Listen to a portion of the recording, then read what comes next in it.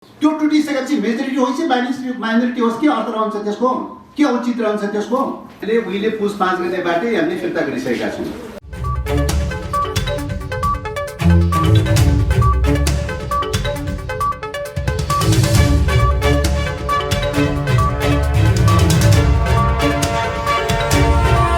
हाम्रो लजिक चाहिँ के हो त भन्दाखेरि चाहिँ पुस 5 गते संसद भङ्ग गरिसकेपछि प्रधानमन्त्री हुनका लागि प्रतिनिधि सभाको सदस्य हुन अनिवार्य छ। प्रतिनिधि सभाको सदस्य रहेन अथवा धारा 77 संविधानको धारा 77(1) अनुसारको 1 उपदफा गमा के छ भन्दाखेरि प्रधानमन्त्री संसद भङ्ग गरेको अवस्थामा प्रधानमन्त्री त रहँदैन, प्रधानमन्त्री पदमुक्त हुन्छ, त्यो व्यवस्था देखिन्छ। र त्यो अनुसार त्यस पश्चात चाहिँ सरकार के गर्ने त भन्दाखेरि धारा 77(3) के व्यवस्था गर्यो भन्दाखेरि अर्को सरकार गठन नहुँदासम्म यही सरकारले काम गर्दै गर्ने भनेर भनेको छ। त्यो भनेको अर्को शब्दमा के हो त भन्दाखेरि अर्को सरकार गठन नहुँदासम्म काम चलाउ गर्दै गर्ने भन्ने नै हो चाहिँ। र यो ट्याक्स चाहिँ तपाईँको पुरानो चाहिँ 47 सालको संविधानमा पनि चाहिँ त्यही व्यवस्था थियो, अन्तरिम संविधानमा पनि त्यही व्यवस्था थियो। र त्यो अनुसार 47 सालको संविधान अनुसार 4 पटक संसद भङ्ग भयो, 2 पटक प्रतिनिधि स्थापना भयो, तर पनि सरकार केयरटेकरमा गयो, त्यही धारा दफा आकर्षित भयो र केयरटेकरमा गएको थियो। र 63 सालको संविधानमा पनि केयरटेकरमा गएको थियो। त्यसैले केयरटेकरमा गइसकेपछि मेजोरिटी र माइनोरिटी भन्ने कुराको अर्थ रहेन, सङ्ख्याको अर्थ रहेन, वैधानिक हैसियत गुमेको अवस्था रह्यो हैन। सङ्ख्याको प्रश्नले अर्थ रहेन चाहिँ, वैधानिक हैसियत गुमेको अवस्था रह्यो। सार्वभौम अधिकार त जनतामा निहित सार्वभौम अधिकार निर्वाचन मार्फत प्रतिनिधि सभामा केन्द्रित भयो, संसदमा केन्द्रित भयो। संसदले कार्यकारी चाहिँ अथोरिटी चाहिँ को चाहिँ एउटा वैधता चाहिँ तपाईँको सरकारलाई दिएकोमा संसद भङ्ग गरिसकेपछि त्यो वैधताको कडी टुट्यो। वैधताको कडी टुटिसकेको हुनाले अब के त भन्दाखेरि मेजोरिटी माइनोरिटी भन्ने कुरा रहेन, प्रधानमन्त्रीसँग मेजोरिटी माइनोरिटी भन्ने कुरा रहेन, वैधानिक हैसियत नै गुमिसक्यो। चाहे मेजोरिटी हो चाहे माइनोरिटी होस्, वैधानिक हैसियत नै गुमिसक्यो। त्यसो भएको हुनाले वैधानिक हैसियत गुमिसकेको हुनाले विधिको हिसाबले सामान्यतः राष्ट्रपतिका रिजिग्नेसन पेश गरेर राजीनामा दिएर राष्ट्रपतिले चाहिँ अर्को सरकार नबन्दासम्म काम गर्दै गर्नु भनेर भन्नुपर्ने हो। तर त्यो फलो गरेन चाहिँ। त्यो फलो नगरेको अवस्थामा काम चलाउ हुन्छ कि हुँदैन त भन्दाखेरि यदि त्यो फलो गरेको छैन नै भने पनि रिजाइनेसन गरेर चाहिँ राष्ट्रपतिबाट काम चलाऊ भनेर चाहिँ व्यवस्था नभएको रहेछ भने पनि प्र्याक्टिसमा के देखिन्छ त भन्दाखेरि विगतको प्र्याक्टिस हेर्दाखेरि, अन्तर्राष्ट्रिय प्र्याक्टिस हेर्दाखेरि आफूलाई चयन गर्ने संसद विघटन भइसकेपछि स्वत केयरटेकरमा गएको देखिन्छ। यो अन्तर्राष्ट्रिय प्र्याक्टिस पनि हो, नेपालको प्र्याक्टिस पनि हो। त्यसो भएको हुनाले चाहिँ स्वत चाहिँ यो केयरटेकरमा गइसकेको छ। स्वत केयरटेकरमा गइसकेको हुनाले यसको फेरि पनि समर्थन गरिरहनु पर्ने अथवा चाहिँ फिर्ता या समर्थन या फिर्ता भन्ने कुरा चाहिँ यो अर्थ रहँदैन भन्ने देखिन्छ कानुनी रूपले चाहिँ। एउटा पोइन्ट त्यो। दोस्रो कुरा चाहिँ तपाईँको 23 गते चाहिँ के गर्यो भन्दाखेरि फाल्गुन 23 गते चाहिँ दल विभाजन गरिदियो चाहिँ हैन। एउटा सर्वोच्च अदालतको जो नाम सम्बन्धी परेको मुद्दाको सन्दर्भमा माग दाबी नाम सम्बन्धी विषय थियो। त्यो सम्बन्धमा चाहिँ तपाईँको चाहिँ दाबी रिट निवेदकको माग दाबी अनुसार नै हुने हो भने पनि उहाँले नाम मात्रै पाउनुहुन्थ्यो चाहिँ हैन, नाम मात्रै उहाँले पाउने कुरा थियो चाहिँ। अरू त चाहिँ अन्तर्यमा चाहिँ तपाईँको त्यसको संस्थाको अस्तित्वको बारेमा त चाहिँ क्वेसन उठेको थिएन, कसैले पनि माग दाबी पनि गरेको थिएन, कसैले वादी प्रतिवादी पक्षबाट बहस गर्ने क्रममा चाहिँ कुनै चाहिँ तपाईँको माग दाबी पनि थिएन चाहिँ। पार्टी एकता ठिक भयो कि बेठिक भयो कि त्यसको अस्तित्व ठिक भयो कि बेठिक भयो कि भन्ने बारेमा त पार्टीको अस्तित्वको बारेमा त कुनै पनि क्वेसन उठेको थिएन। तर गर्यो के त भन्दाखेरि अदालतले चाहिँ पार्टीको अस्तित्वमाथि नै क्वेसन उठाएर चाहिँ पार्टी विभाजन गरिदियो। पार्टी विभाजन गरिदिएको हुनाले त्यसप्रति तपाईँको चित्त नबुझ्ने कुरा आफ्नो ठाउँमा छ हैन। तर पनि चाहिँ त्यसलाई त कार्यान्वयन त गर्नु पर्यो, फलो त गर्नु पर्यो भनेर भन्दाखेरि फलो गर्ने क्रममा त स्वत चाहिँ के हुने भयो त भन्दा पार्टी त दुईटा विभाजित हुने भयो हैन। पुरानो चाहिँ तपाईँको साबीको नेकपा एमाले र साबीको चाहिँ नेकपा माओवादी केन्द्र दुईटा त विभाजित हुने भयो चाहिँ। त्यसैले यो विभाजन भएको अवस्थामा अब के हुन्छ त? सरकार केयरटेकरमा गएको छ, केयरटेकरमा रहेको सरकारको पार्टी चाहिँ के भएको छ त भने विभाजित भएको छ हैन। विभाजित भएको अवस्थामा के हुन्छ त भन्दाखेरि चाहिँ तपाईँको चाहिँ हुनुपर्ने कुरा के हो त भन्दाखेरि चाहिँ विभाजित भएको अवस्थामा धारा 100 संविधानको धारा 100(2) मा के व्यवस्था छ भन्दाखेरि प्रधानमन्त्रीले प्रतिनिधित्व गरेको चाहिँ दल चाहिँ विभाजित भएको अवस्थामा 30 दिनभित्रमा चाहिँ विश्वासको मत लिनुपर्ने देखिन्छ हैन। 30 दिनभित्रमा विश्वासको मत लिनुपर्ने देखिन्छ। 30 दिनभित्रमा विश्वासको मत प्राप्त भयो, उहाँ 76(2) अनुसारको सरकारमा गयो हैन। एउटै दलको मात्रै मेजोरिटी त छैन, अरूको सपोर्टमा जाने हो चाहिँ। विश्वासको मत प्राप्त भयो, उहाँ 76-2 मा जान्छ। विश्वासको मत प्राप्त भएन भने स्वत चाहिँ तपाईँको चाहिँ रिजाइन गर्नुपर्ने हुन्छ, स्वत पदमुक्त हुन्छ चाहिँ। त्यस कारणले गर्दाखेरि 30 दिन अवधिभरमा चाहिँ तपाईँको के गर्नुपर्ने त भन्दाखेरि विश्वासको मत लिनुपर्ने देखिन्छ। चाहे केयरटेकरकै सन्दर्भमा रहेछ भने पनि, हुन त त्यो चाहिँ प्रावधान चाहिँ तपाईँको के अरे धारा 102 को चाहिँ जो विश्वासको मत लिनुपर्ने प्रावधान चाहिँ नर्मल स्थितिमा चाहिँ त्यो परिकल्पना गरेको देखिन्छ। तर यहाँ त केयरटेकरको अवस्था भयो, विशिष्ट अवस्था भयो, केयरटेकरको अवस्था भयो। केयरटेकरको अवस्थामा रहेछ नि भने पनि हैन, त्यो अवस्थालाई प्रयोग गर्दाखेरि पनि के अरे फाल्गुन 23 गतिको फैसलालाई नै अवलम्बन गर्दाखेरि पनि चाहिँ तपाईँको विश्वासको मत लिनुपर्ने हुन्छ। 23 गति 30 दिनभित्रमा विश्वासको मत लिएर विश्वासको मत प्राप्त गर्नुभयो भने चाहिँ 76-2 मा जान सक्ने भयो। विश्वासको मत प्राप्त गर्न सक्नु भएन भने स्वतः पदमुक्त हुन्छ, अथवा विश्वासको मतै लिनु भएन भने चाहिँ तपाईँको 30 दिनपछि 31औं दिनबाट त उहाँ पदमुक्त हुन्छ हैन, स्वतः पदमुक्त हुन्छ भन्ने देखिन्छ चाहिँ। संविधान त त्यो देखिन्छ। त्यसो भएको हुनाले चाहिँ 23 गतिको फैसलाको आधारमा पनि अगाडिको काम चलाउको सन्दर्भमा हेर्दाखेरि दुईटै सन्दर्भलाई जोडेर हेर्दाखेरि चाहिँ तपाईँको चाहिँ हाम्रो समर्थन र समर्थन फिर्ताको कति अर्थ र महत्त्व रहन्छ त भन्दाखेरि कानुनी रूपले र संवैधानिक रूपले खासै अर्थ र महत्त्व देखिँदैन चाहिँ, महत्त्व देखिँदैन। त्यसो भएको हुनाले चाहिँ अब के गर्ने त भन्दाखेरि अब प्रधानमन्त्रीज्यूले त मानिरहनु भएको छैन चाहिँ। प्रधानमन्त्रीज्यूले नमानिरहेको अवस्थामा रिजाइन गर्न मान्नु भएको पनि छैन, केयरटेकरमा गएको कुरा स्वीकार गर्नु पनि भएको छैन चाहिँ। स्वीकार नगरेको अवस्थामा के गर्ने त भन्दाखेरि एउटा विशिष्ट अवस्था पैदा भयो। संविधान पालना नभएको अवस्थामा या त चाहिँ तपाईँको चाहिँ यो केयरटेकर गभर्मेन्ट हो, किन केयरटेकरको स्वीकार गर्न तयारी छैन भनेर चाहिँ कि त कोर्टमा जानु पर्यो हैन, कि त पनि सदनबाटै सोलुसन खोज्नु पर्यो। सदनमा भएको संविधानको व्यवस्थाको त फलो गर्न तयारी भएन।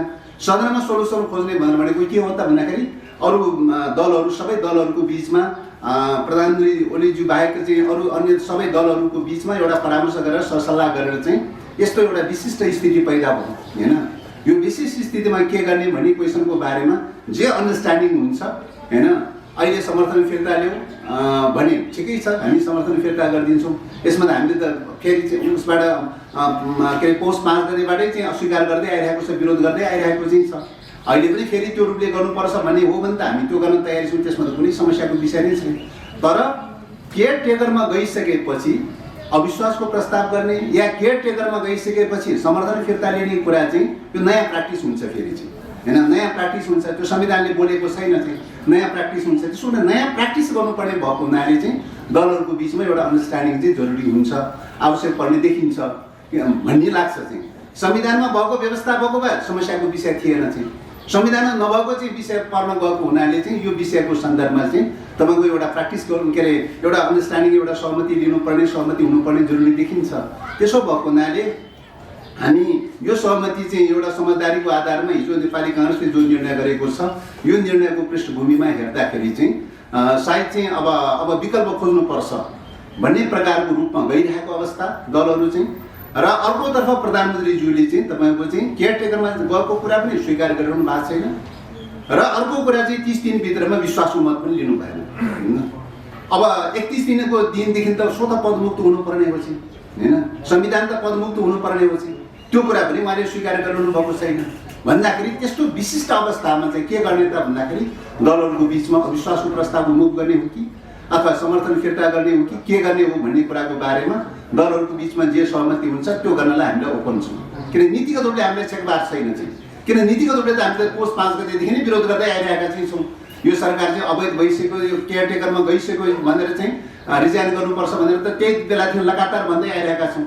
त्यसैले नीतिगत रूपले हामीलाई कुनै प्रब्लमको विषय रहेन, खालि विधिको हिसाबले मात्रै चाहिँ संविधानमा चाहिँ उल्लेख नभएका कतिपय विषयहरूको सन्दर्भमा कसरी प्रयोग गर्ने त भन्ने विषयको सन्दर्भमा दलहरूको बिचमा जे अन्डरस्ट्यान्डिङ हुन्छ त्यही आधारमा हामी अगाडि बढ्न तयारी छौँ भन्ने कुरा लाग्छ। त्यसो भएको हुनाले चाहिँ यो रूपले अहिलेको अवस्थाको सन्दर्भमा आवश्यकता र दायित्व र जिम्मेवारी भन्नु भनेको के हो त भन्दाखेरि अहिले मुलुकमा जे जुन संविधान प्राप्त भएको चाहिँ छ त्यो संविधानमा होला, त्यो संविधानमा सीमा छन्, कमी कमजोरी छन्, अधुरा छन्, अपुरा छन्, तर पनि जे जति उपलब्धि प्राप्त भएको छ त्यसको रक्षा गर्नुको विकल्प छैन।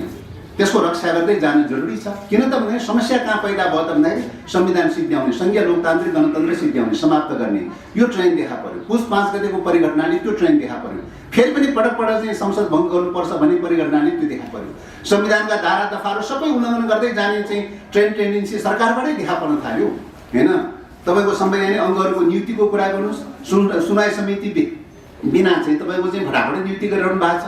कुनै चाहिँ अब सरकार केयरटेकरमा गइसक्यो, मन्त्रीमण्डल पुनर्गठन गरिरहनुहुन्छ, कार्यकारी सरकार जस्तो गरिरहनुहुन्छ, राजनीतिक नियुक्तिहरू गरिरहनुहुन्छ, नीति कार्यक्रम सम्बन्धी विषयहरूमा दूरगामी प्रकारका नीति कार्यक्रम सम्बन्धी विषयहरू गरिरहनु भएको छ सरकारले, सरकारको नेतृत्वले चाहिँ। त्यस कारणले गर्दा यो सबै कुराले के देखिरहेको छ त भन्दाखेरि संविधानको कुनै पनि धारा दफा पालन नगर्ने, संविधान उल्लङ्घन गर्दै जाने खालको चाहिँ तीव्र रफ्तारमा देखिएको हुनाले यही धारालाई हामी के भन्यौँ भने यो प्रतिगमनको धारा हो, यो पक्षगामी धारा हो। यो पक्षगामी धारालाई रोकेर चाहिँ अहिले प्राप्त गरेको डेमोक्रेसीको रक्षा गर्नुको विकल्प छैन, यसले प्राप्त गरेको सङ्घीय गणतन्त्रको रक्षा गर्नुको विकल्प छैन। त्यो रक्षा गर्न तयारी हुने दलहरूको बिचमा सहमति र सहकार्य गर्दै अगाडि बढ्नु पर्यो भन्ने कुरा हो।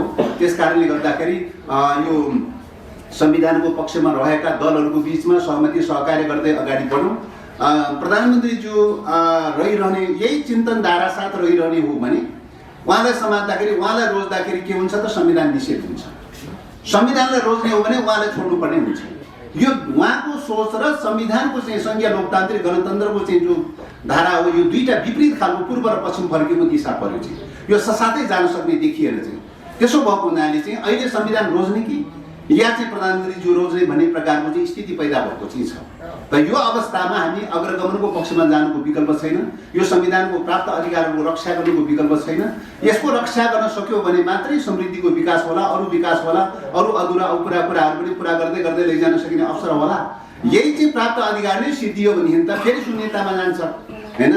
यो संविधान बन्नुभन्दा अगाडिको पूर्व स्थितिमा पुग्छ हैन, पूर्व स्थितिमा पुग्छ, पक्षगामी दिशातर्फ प्रतिगामी दिशातर्फ जान्छ।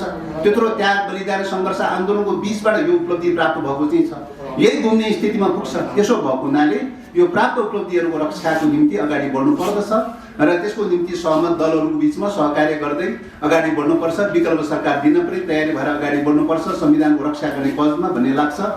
यति भन्दै आफ्नो भनाइ टुङ्ग्याउँछु। धन्यवाद। जस्तो संविधान रोज्ने कि प्रधानमन्त्री रोज्ने भन्नुभयो, तपाईँहरूले चाहिँ कसलाई रोज्नु भएको छ?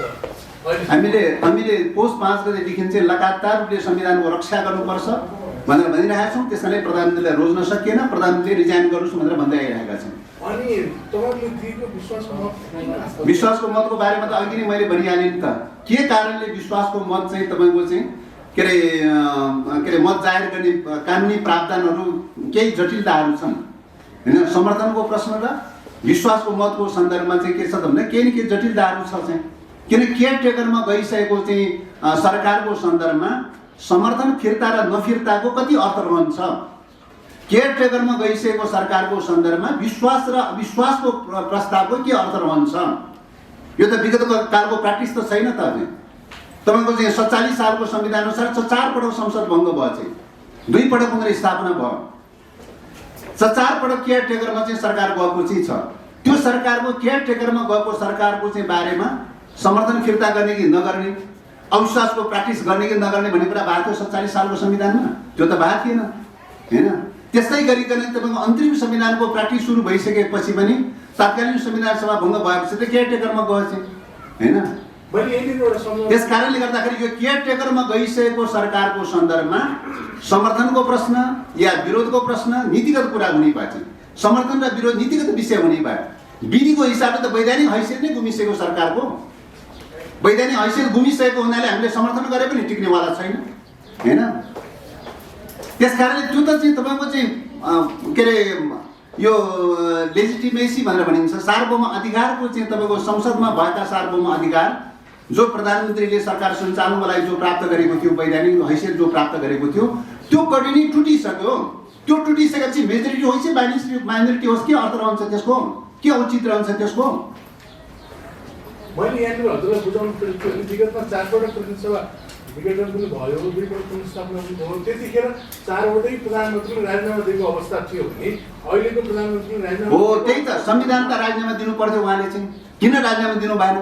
राजीनामा नदिएको अवस्थामा के हुन्छ त भन्दाखेरि, राजीनामा नदिएको अवस्थामा के हुन्छ त भन्दा अन्तर्राष्ट्रिय प्र्याक्टिस अनुसार जुन अङ्गले उहाँलाई चयन गरेको हुन्छ त्यो अङ्ग विघटन गरिसकेपछि के अरे विघटन गरिसकेपछि स्वतः निर्वाचित अङ्ग पनि जान्छ चाहिँ।